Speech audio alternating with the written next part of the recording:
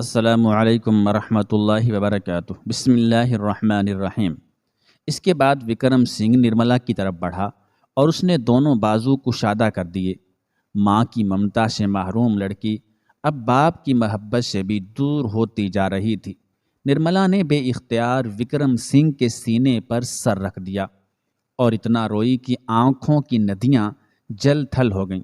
وکرم سنگھ نے نرملا کا چہرہ اپنے دونوں ہاتھوں کے درمیان لے لیا۔ راجپوت زادیاں لوریوں کے ساتھ تلوار کی جھنکار بھی سنتی رہی ہیں۔ میں نے تمہیں لوریاں نہیں سنائیں کہ یہ کام تمہاری ماں کا تھا۔ باپ کی حیثیت سے میں تمہیں گیت سناتا رہا ہوں۔ گیت خواب آور بھی ہوتے ہیں اور خون میں آگ لگا دینے والے بھی۔ اب تم وہی جلتے ہوئے گیت سنو گی کہ ملہار اور لوریاں تمہارے مقدر میں نہیں تھیں۔ رخصت سب ہوتے ہیں مگر تمہاری رخصتی کا انداز دوسری لڑکیوں سے مختلف ہوگا۔ آخر وکرم سنگھ چوہان کی بیٹی ہو جسے راجہ رتن سنگھ غدار مذہب و وطن کہتا ہے۔ تم بہت جلد اپنے باپ سے دور چلی جاؤ گی کہ تمہاری ڈولی میدان جنگ سے اس طرح اٹھے گی کہ بابل گھر کے دروازے پر موجود نہیں ہوگا۔ اگر تمہیں اپنی نامرادی کا خیال ستائے تو دیس کی ان بیٹیوں کو بھی یاد کر لینا جن سے ان کا کنوارا پن چھین کر ہوس کے منڈپ میں بٹھا دیا گیا تھا، جن کی روز بارات آتی تھی اور جنہیں روز راکشسوں کی دلہن بنا دیا جاتا تھا۔ وہ بھی تمہاری ہم جنس تھی، ہم جولیاں تھیں، اور جو اس طرح جلائی گئیں کہ نہ کوئلہ بن سکی اور نہ راکھ۔ اچانک وکرم سنگھ کو راجہ رتن سنگھ کا خیال آ گیا۔ اس نے اپنے دونوں ہاتھ نرملا کے چہرے سے ہٹا لیے۔ بیٹی، میں ابھی کچھ دیر اور ٹھہر جاتا مگر رتن سنگھ میرے اس عمل کو تاخیری حربوں سے تعبیر کرے گا، اور میں ایک عورت کے غلام کا یہ شرمناک طعنہ سننا نہیں چاہتا۔ جب ہم لوگ یہاں محفوظ زندگی بسر کر سکتے ہیں تو پھر آپ ہمارے ساتھ کیوں نہیں رہ جاتے؟ چندر سنگھ نے ایک ایسی تجویز پیش کی تھی جس پر عمل کر کے وکرم سنگھ اپنی جان بچا سکتا تھا۔ نہیں چندر سنگھ، میں فرار کی تہمت برداشت نہیں کروں گا، وکرم سنگھ نے پلٹ کر کہا۔ ابھی رتن سنگھ کی گالیوں کا حساب باقی ہے، میں اس کا یہ قرض سرے دربار ادا کروں گا۔ میں اہل چتوڑ کے لیے واپس جا رہا ہوں۔ اگر بے عقل اور اندھے حکمرانوں نے میرے مرتبے کو پہچان لیا تو ہزاروں گھر ویران ہونے سے بچ جائیں گے۔ میں اس امید پر مقتل کی جانب گامزن ہوں کہ شاید تقدیر کا فیصلہ بدل جائے اور میں اپنی بستی والوں کو سلطان کے قہر و غضب سے محفوظ رکھ سکوں۔ یہ کہہ کر وکرم سنگھ جانے کے لیے مڑا، چند قدم تیز رفتاری کے ساتھ آگے بڑھا اور پھر رک کر بلند آواز میں بولا، خدا حافظ میرے بچوں۔ دروازے پر پہنچ کر وکرم سنگھ ایک بار پھر مڑا، نرملا، اگر میں زندہ بچ گیا تو خود ہی تم سے دوبارہ ملوں گا۔ کہیں ایسا نہ ہو کہ تم میری لاش میں اس طلسم کدے سے باہر نکل جاؤ۔ اس کے باعث صرف موت تمہاری منتظر ہوگی، ذلت و رسوائی اور اذیت و کرب کی موت۔ یہ میرا حکم ہے، تمہارے باپ کا حکم۔ پھر جب وکرم سنگھ راج دربار میں داخل ہوا تو ہر طرف سکوت طاری ہو گیا۔ راجپوت سرداروں کے چہروں پر نفرت اور حقارت کے آثار نمایاں تھے، مگر چند ساعتیں گزرتے ہی یہ نفرت حیرت میں تبدیل ہو گئی۔ وکرم سنگھ کو تنہا دیکھ کر حاضرین دربار پتھر کے مجسموں میں ڈھل گئے تھے۔ خود راجہ رتن سنگھ کی یہ کیفیت تھی کہ وہ اپنی نشست سے اٹھ کھڑا ہوا تھا۔ راجدوت کہاں ہے؟ راجپوت سمراٹ پوری طاقت سے چیخا۔ میں نے اسے دلی بھیج دیا، وکرم سنگھ نے مسکراتے ہوئے کہا۔ تو جھوٹ بولتا ہے۔ راجہ رتن سنگھ عالم وحشت میں تخت پر بیٹھنا بھی بھول گیا تھا۔ مجھے جھوٹا ثابت کرنے کے لیے پورے چتوڑ کو ہم زبان ہونا پڑے گا، پھر بھی میری سچائی پر آنچ نہیں آئے گی۔ وکرم سنگھ کا سکون و اطمینان قابل دید تھا۔ تو اس نافرمانی کی سزا جانتا ہے؟ رتن سنگھ آتشی غضب سے جل اٹھا تھا۔ اپنا لہجہ درست کرو رتن سنگھ، مہامنتری نے ادب و احترام کی دیوار مسمار کرتے ہوئے کہا۔ جس تخت و کلاہ نے تم سے گفتگو کے آداب چھین لیے وہ میرے بزرگوں کی ٹھوکروں کا صدقہ ہیں۔ آج وکرم سنگھ نے بھی اپنے دل کا سارا غبار نکال دیا تھا۔ پھر حالات یکسر بدل گئے۔ ریاست کا سب سے بڑا دماغ ذلت اور رسوائی کے اندھیروں میں ڈوب گیا۔ راجہ رتن سنگھ نے سرے دربار مہامنتری کے ساتھ اس قدر تحقیر آمیز سلوک کیا کہ چتوڑ کی تاریخ میں اس کی کوئی دوسری مثال نہیں ملتی۔ وکرم سنگھ نے علل اعلان کہہ دیا کہ وہ پتھروں کا دھرم چھوڑ کر مسلمان ہو چکا ہے اور علی عامر آفریدی مذہبی رشتے سے اس کا بیٹا ہے اور اسے کسی بھی قیمت پر رانی پدمنی کے حوالے نہیں کرے گا۔ وہ ہم ہی تھے جس نے اسے سر بلند کیا، وہ ہم ہی ہیں جو اس کی پیشانی زمین پر رگڑیں گے۔ راجہ رتن سنگھ اہل دربار کو مخاطب کر کے چیخ رہا تھا، اٹھو اور اسے پستیوں میں دھکیل دو۔ راجپوت سمراٹ کا حکم سنتے ہی تمام راجپوت سردار اور وزراء اپنی اپنی نشستوں سے اٹھے اور پھر ایک سرکش قوم کے سینے میں جس قدر غلیظ کلمات پوشیدہ تھے وہ سب کے سب ان کی زبانوں پر آ گئے۔ چند سپاہیوں نے بوڑھے وکرم سنگھ کے کمزور بازوؤں کو اپنی گرفت میں لے لیا تھا اور پھر دربار سے گزر کر جانے والا ہر سردار مہامنتری کی عظیم شخصیت کے بت کو ریزہ ریزہ کر رہا تھا۔ وکرم سنگھ کے کپڑے پھٹ گئے تھے۔ دستار جو وزارت عظمیٰ کی پہچان تھی اہل دربار کے پیروں سے الجھ الجھ کر دریدہ ہوئی جا رہی تھی۔ نفرتوں کے اظہار کے لیے راجپوت سرداروں نے اپنے جوتے بھی استعمال کیے اور وکرم سنگھ کے چہرے پر تھوکا بھی۔ دشنام ترازیوں کے اس شور میں وکرم سنگھ کی باروب آواز کئی بار گونجی، اے میری بد نصیب قوم، مجھے پہچان کہ میں کون ہوں۔ تبدیلی مذہب کے باوجود میں تیرا ہمدرد ہوں، تجھے سلطان کی آتش قہر سے بچانا چاہتا ہوں۔ وکرم سنگھ چیختا رہا مگر دھرم اور دیش کے پرستاروں نے اس کی ایک چیخ بھی نہیں سنی، یہاں تک کہ وکرم سنگھ زخمی ہو کر فرش پر گر پڑا اور راجپوت امراء اسے رونتے ہوئے گزر گئے۔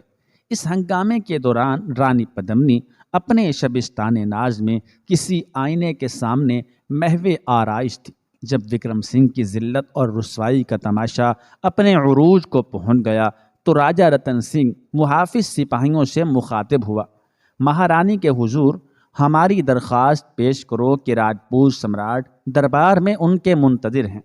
اس کے ساتھ ہی اس نے اپنے سپہ سالار ہری سنگھ کو حکم دیا کہ وہ فوج کا ایک دستہ لے جا کر شاہی سفیر علی عامر آفریدی، وکرم سنگھ کی بیٹی نرملا کماری اور اس کے تمام خدمتگاروں کو گرفتار کر کے حوالہ زنداں کر دے۔ اگر وکرم سنگھ کے مسلح محافظ سرکشی اختیار کریں تو انہیں بے دریغ قتل کر دیا جائے۔ سمراٹ کا حکم سنتے ہی سپہ سالار ہری سنگھ منتری محل کی طرف روانہ ہو گیا۔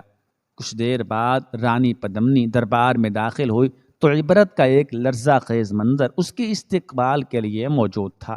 اس سے پہلے کہ رانی پدمنی اپنے چچا وکرم سنگھ کی شکستہ حالت پر کوئی تبصرہ کرتی، راجہ رتن سنگھ خود ہی بول اٹھا، ہم نے صبر و ضبط کی انتہا کر دی مہارانی، مگر جب تمہارا اپنا خون ہی تمہارے خلاف گواہی دے تو پھر کس طرح اس بے وفائی کے متحمل ہوتے؟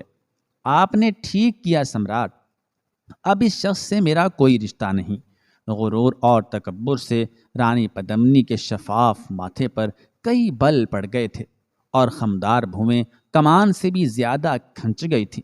میں حیران ہوں کہ میرے خاندان میں اس قدر بے حیا شخص کس طرح پیدا ہوا جس نے اپنا مذہب بھی فروخت کر دیا اور خون کی وہ گرمی بھی بیچ دی جو راجپوتوں کا امتیازی نشان ہے۔ میں اس کی بیٹی تھی اور اس نے اپنی بیٹی کے ناموس کے قاتلوں کو پناہ دی۔ میواڑ کی تاریخ اس بے غیرتی کو اپنے صفحات پر کس طرح برداشت کرے گی؟ سمراٹ، میرے بے داغ خاندان کی کتاب سے اس سیاہ ترین تحریر کو کھرچ ڈالیں، میں کوئی شکوہ نہیں کروں گی۔ رانی پدمنی مجسم شعلہ بنی ہوئی آگے بڑھی اور اس نے وکرم سنگھ کے چہرے پر پاؤں سے ایک ضرب لگائی۔ وکرم سنگھ بے ہوش ہو چکا تھا۔ کیا وکرم سنگھ کو اس حال میں دیکھ کر آپ کی آتش انتقام سرد ہو گئی؟ راجہ رتن سنگھ بھی رانی پدمنی کے قریب آ گیا تھا۔ اس نے انتہائی خوش آمدانہ لہجے میں کہا، ہرگز نہیں۔ رانی پدمنی کی ایک اور ٹھوکر وکرم سنگھ کے چہرے پر پڑی۔ سمراٹ، آپ شعلوں کی بات کرتے ہیں، ہمارے سینے میں تو نفرت و انتقام کا ایک سمندر موجزن ہے۔ یہ آگ تو اس دن بجھے گی جب وکرم سنگھ کی بجائے سلطان علاء الدین خلجی کا سر ہمارے قدموں میں ہوگا۔ وہ وقت بھی آئے گا مہارانی۔ رتن سنگھ کا انداز غلامانہ تھا۔ اسے قید خانے میں ڈال دیجیے اور اس وقت تک تشدد کیجیے جب تک یہ راجدوت کا پتہ نہ بتا دے۔ رانی پدمنی نے وکرم سنگھ کی قسمت کا فیصلہ کرتے ہوئے کہا۔ اس کے ساتھ ہی نرملا کے بدن سے ہر لباس نوچ لیا جائے اور وکرم سنگھ کو کھلی آنکھوں سے یہ تماشا دکھایا جائے، پھر اسے اندازہ ہوگا کہ علاء الدین خلجی کا خط کس قدر شرمناک تھا۔ اس کے بعد نرملا کو یہ کہہ کر دلی بھیج دیا جائے کہ رانی پدمنی سلطان کے حرم میں داخل ہونے کے لیے آ رہی ہے۔ راجہ رتن سنگھ چونک اٹھا۔ اس کے چہرے پر مسرتوں کی ایک تیز لہر روشن ہوئی، مگر فوراً ہی بجھ گئی۔ کیا سلطان نرملا کو رانی پدمنی کی حیثیت سے تسلیم کر لے گا؟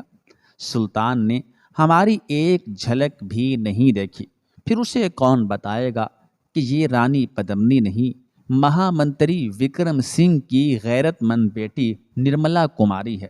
رانی پدمنی کا فاتحانہ قہقہہ ابھرا، مگر وہاں وہ حرام کار راگو چیتن موجود ہے، وہ سارا بھید کھول دے گا۔ رتن سنگھ اس منصوبہ سازی پر خوش ہوتے ہوئے بھی پریشان نظر آ رہا تھا۔ جب تک بہت دیر ہو چکی ہوگی۔ رانی پدمنی کے جذبہ انتقام نے عجیب کروٹ لی تھی۔ سلطان اتنی جلد تحقیق پر آمادہ نہیں ہوگا۔ اس وقت تک نرملا کے سر سے قیامت گزر چکی ہوگی، اور اگر دلی پہنچ کر نرملا نے یہ راز فاش کر بھی دیا تو اس سے کوئی فرق نہیں پڑے گا۔ وکرم سنگھ کی داستان رسوائی دلی کے گلی کوچوں میں ہر شخص کی زبان پر ہوگی، اور ہم یہی چاہتے ہیں۔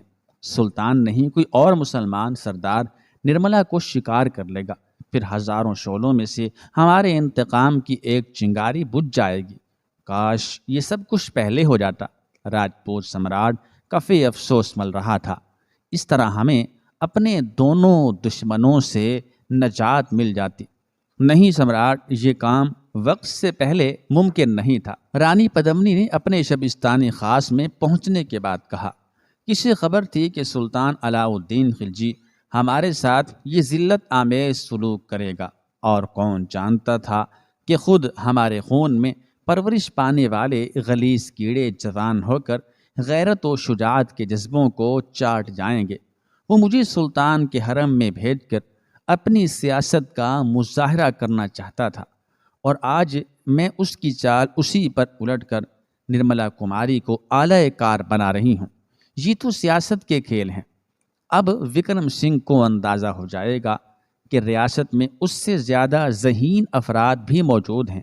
ہم نے اسے مدیر اعظم کا خطاب دے کر غلطی کی تھی کہ اس طرح کم ظرف چھلک جاتے ہیں اور پھر اپنے ذہن کی غلاظت سے دوسرے کا لباس بھی داغدار کر دیتے ہیں۔ رانی پدمنی اس فاتح حکمراں کے انداز میں بول رہی تھی جو دشمنوں کی لاشوں سے گزر کر فتح کی منزل تک پہنچا ہو، اور پھر خاک و خون میں نہائے ہوئے لوگوں کی بے کسی دیکھ کر اپنی نصرت اور کامرانی کا قصیدہ خود اپنی زبان سے پڑھ رہا ہو۔ رانی پدمنی بھی اسی طرح وکرم سنگھ اور نرملا کماری کی شکستگی پر تانا زنی کر رہی تھی، اور اپنے غلام شوہر پر یہ بات ثابت کرنے کی کوشش کر رہی تھی کہ وہ صرف مجلس کیف ہی کی ساتھی نہیں، میدان جنگ کی بھی سب سے زیادہ با اثر شخصیت ہے۔ مہارانی، آپ درست کہتی ہیں۔ راجہ رتن سنگھ نے پدمنی کی آگے سر تسلیم خم کر دیا تھا کہ وہ اختلافی گفتگو کر کے رنگینی شب کے اثرات کو زائل کرنا نہیں چاہتا تھا، مگر کیف و نشاط کے یہ لمحے اس وقت برباد ہو گئے جب رات کے ابتدائی حصے میں سپہ سالار ہری سنگھ نے راجپوت سمراٹ کی خدمت میں حاضر ہونے کی اجازت طلب کی۔ مہارانی کا اقبال بلند ہو، ہم اپنے مقصد میں ناکام ہو گئے۔ ہری سنگھ کے لہجے سے کسی فاتح شمشیر زن کا تکبر چھلکنے کی بجائے کسی ہارے ہوئے جواری کی تھکن ظاہر ہو رہی تھی۔ منتری محل ویران پڑا ہے، نہ راج دود کا کہیں پتہ ہے اور نہ نرملا کماری کا۔ سپہ سالار ہری سنگھ اپنی شکست کا اعتراف کر رہا تھا۔ چند محافظ سپاہی تھے جنہیں ہتھیار ڈالنے کا حکم دیا گیا، مگر وہ بغاوت پر آمادہ تھے۔ ان لوگوں نے سمراٹ کے فوجی دستے کا بے جگری سے مقابلہ کیا، یہاں تک کہ ایک سپاہی مارا گیا۔ چند زخمی ہمارے ہاتھ لگے، مگر وہ بھی راستے ہی میں دم توڑ گئے۔ وکرم سنگھ کے چند خدمتگاروں کو گرفتار کر لیا گیا ہے، مگر ان میں سے کوئی بھی نرملا کماری یا راجدوت کے بارے میں کچھ نہیں جانتا۔ کہیں وہ لوگ کسی سرحدی راستے سے تو باہر نہیں نکل گئے۔ راجہ رتن سنگھ بہت زیادہ پریشان نظر آنے لگا تھا۔ یہ تو ممکن نہیں سمراٹ، ہری سنگھ نے وضاحت کرتے ہوئے کہا۔ آپ بہتر جانتے ہیں کہ ہم نے سرحدی راستوں کو کس طرح محفوظ بنا دیا ہے۔ اب تم جاؤ اور حفاظتی انتظامات سخت تر کر دو۔ راجہ رتن سنگھ کسی زخمی درندے کی مانند پلٹا اور ہری سنگھ کا رخصتی انداز دیکھے بغیر اپنے شبستان میں چلا گیا، جہاں رانی پدمنی کے سحرکار حسن کی شمع روشن تھی۔ آخر وہ بد نصیب کہاں جا سکتے ہیں جن کے سروں سے ہم نے اپنا دستے کرم کھینچ لیا ہے؟ رانی پدمنی نے ایک خاص ادائے ناز کے ساتھ کہا۔ احساس نفرت نے چتوڑ کی ملکہ کے جلتے ہوئے رخساروں کو مزید دہکا دیا تھا۔ جنہیں ہم شرن یعنی پناہ نہیں دیتے، انہیں یہ دھرتی کیسے سویکار یعنی قبول کر لیتی ہے؟ یہ کہتے کہتے حسن کی دیوی کے ابروئے خمدار کچھ اور کھنچ گئے۔ اے ناز آفریں، اسے کوئی پناہ نہیں دے سکتا جس کی پیشانی تیرے پائے ہنائی پر سجدہ ریز نہ ہو۔ رتن سنگھ کی آواز ڈوبتی جا رہی تھی۔ رانی پدمنی نرملا کماری اور آفریدی کے بارے میں بہت کچھ کہنا چاہتی تھی، مگر راجہ رتن سنگھ کے دستے شوق نے اس کے ہونٹ بند کر دیے۔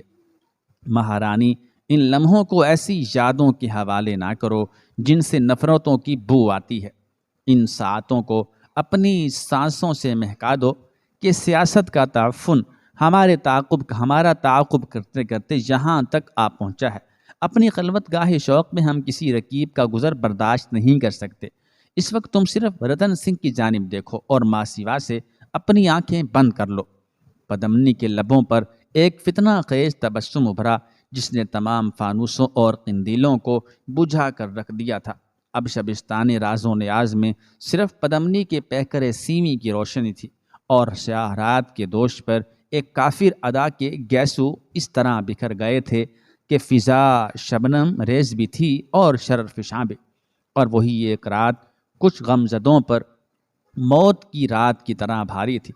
اسی رات کے اندھیرے میں چتوڑ کا سب سے بڑا دماغ شل ہو کر رہ گیا تھا، اور وکرم سنگھ بے شمار زخموں کے ساتھ فرش زنداں پر بے ہوش پڑا تھا۔ اور وہی ایک رات نرملا کماری کو خون کے آنسو رلا رہی تھی۔ پتا جی ابھی تک نہیں آئے۔ نرملا نے آہو فغاں پر قابو پا لیا تھا، مگر درد کی شدت سے آنسو بہہ نکلے تھے۔ حوصلہ رکھو راجکماری، ملازمہ رامیشوری نے ماں کا روپ دھار لیا تھا۔ آقا ضرور واپس آئیں گے۔ نہیں رامیشوری، پتا جی عجیب انداز سے گئے ہیں۔ نرملا کا لہجہ شکستہ تھا۔ جو لوگ اس طرح جاتے ہیں وہ کبھی واپس نہیں آتے۔ رامیشوری کے پاس کوئی دلیل نہیں تھی، مگر وہ پھر بھی اس بیٹی کو تسلیاں دے رہی تھی جس نے ماں کے بعد اب اپنے باپ کو بھی کھو دیا تھا۔ دوسرے کمرے میں چندر سنگھ علی عامر آفریدی کے زخموں پر مرہم رکھتے ہوئے کہہ رہا تھا، سردار آپ بہت جلد صحت یاب ہو جائیں گے۔ مائی بھانمتی کا یہی کہنا ہے، اور مائی جو کچھ کہہ دیتی ہے وہ پورا ہو کر رہتا ہے۔ مائی بھانمتی کے نام پر علی عامر آفریدی چونک اٹھا تھا۔ اس نے پہلے بھی یہ نام کئی بار سنا تھا اور اس گیانی عورت کے بارے میں تفصیل جاننے کی کوشش کی تھی، مگر وقت نے اتنی مہلت نہیں دی تھی کہ وہ وکرم سنگھ سے اپنے دل کی بات کہہ سکتا۔ آج جب موقع ملا تو آفریدی نے چندر سنگھ سے مائی بھانمتی کے متعلق پوچھ ہی ڈالا۔ چندر سنگھ مائی کے بارے میں جو کچھ جانتا تھا وہ اس نے حرف بحرف بیان کر دیا اور خود آفریدی کے سلسلے میں مائی کی پیش گوئی کا اظہار بھی کر دیا۔ آفریدی کو یہ سب کچھ سن کر بہت حیرت ہوئی۔ میں حیران ہوں چندر سنگھ کہ اس بت کدے میں کچھ ایسے لوگ بھی ہیں جو بتوں کی خدائی کا اقرار نہیں کرتے۔ اچانک آفریدی کی آنکھوں میں آنسو آ گئے تھے۔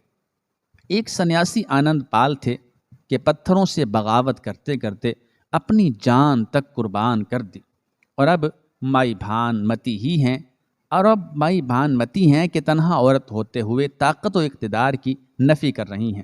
ناظرین، کل آپ سے ایک التجا کی تھی ایک بچے کے لیے، تو بہت تقریباً 5-6 حضرات نے 20 روپے سینڈ کیے اور ایک ساتھی نے 1000۔ تو تھوڑا سا ہمت کیجئے، اللہ تعالیٰ آپ کو جزائے خیر عطا فرمائے۔